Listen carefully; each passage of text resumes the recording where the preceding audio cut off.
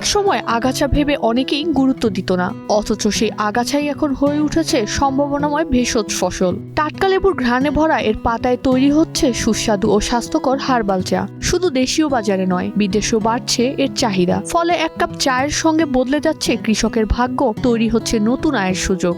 কম খরচে বেশি লাভের সম্ভাবনা থাকায় লেমন গ্রাস চাষে আগ্রহ বাড়ছে উদ্যোক্তাদেরও।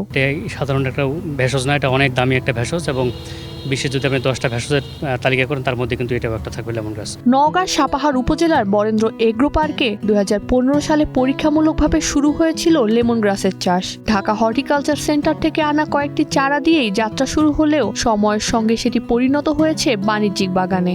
ইউটিউব, অনলাইন ভিত্তিক প্রশিক্ষণ এবং কৃষি বিশেষজ্ঞদের পরামর্শকে কাজে লাগিয়ে চাষের পাশাপাশি প্রক্রিয়াজাতকরণেও যুক্ত হয়েছেন কৃষি উদ্যোক্তা সোহেল রানা।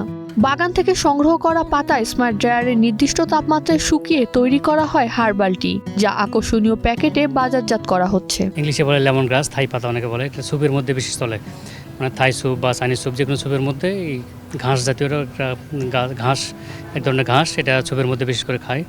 তো আমি কিন্তু এটা অনেক আগে খেয়েছি। পরে আমি 2015 সালের দিকে ঢাকায় আসাদ গেট হর্টিকালচারে তখন আমি এই চারাটার সন্ধান পাই। শুধু সুগন্ধ নয়, লেমন গ্রাসের রয়েছে নানা ভেষজ গুণ। এতে থাকা প্রাকৃতিক উপাদান হজমে সহায়তা করে, সর্দি কাশি উপশমে ভূমিকা রাখে এবং শরীরের ক্লান্তি দূর করতেও বেশ পরিচিত।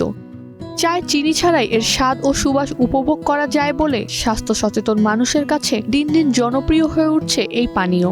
দেশীয় বাজারের পাশাপাশি চীন, জাপান ও থাইল্যান্ড সহ বিভিন্ন দেশেও রয়েছে এর ভালো চাহিদা। একবার যারা চাটা খেয়েছে তারা আমাদের বাগানের দিকে টাচ করলে বারবার চাটা খেয়ে যায় বা গেস্টরা কিন্তু খুবই পছন্দ করে।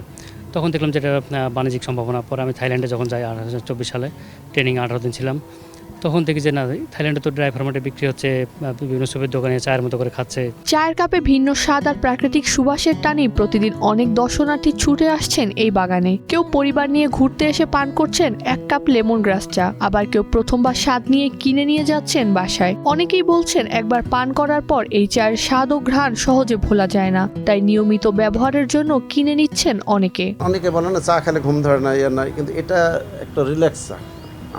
আমি যেটা সবসময় ডেইলি এটাই চা খাই, আমি বাজারে চা খাই না।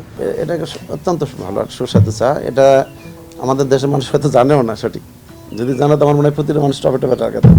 কৃষি বিভাগের কর্মকর্তারা বলছেন একবার চারা রোপণ করলেই কয়েক বছর ধরে বারবার পাতা সংগ্রহ করা যায়। পরিচর্যা খরচও তুলনামূলক কম। একই সঙ্গে দেশীয় হার্বাল চায়ের বাজার সম্প্রসারণের পাশাপাশি রপ্তানির সম্ভাবনাও রয়েছে। ছোট ছোট উদ্যোক্তা যদি ছোট ছোট আকারে যদি তারা এগুলো করে এবং এর মার্কেটটা যদি আমরা তাদেরকে চ্যানেল হিসেবে ধরাই দিতে পারি, ঢাকা শহরে বিশেষ করে প্রচুর পরিমাণে আমাদের ফাস্টফুডের দোকানগুলো আছে, চাইনিজ রেস্টুরেন্টগুলো আছে, সেখানে যদি তাদেরকে লিঙ্ক করাই দিতে পারি, আমরা আশা করছি যে আমাদের নওগাঁর কৃষকরা বেশ কিছু উপকৃত হবে। এক সময় যে ঘাসকে আগাছা মনে করা হতো, সেই লেমন গ্রাসই এখন হয়ে উঠেছে সম্ভাবনার প্রতীক। এক কাপ স্বাস্থ্যকর চায়ের চাহিদা যেমন বাড়ছে, তেমনি বাড়ছে এই ভেষজ ফসলের বাজারও।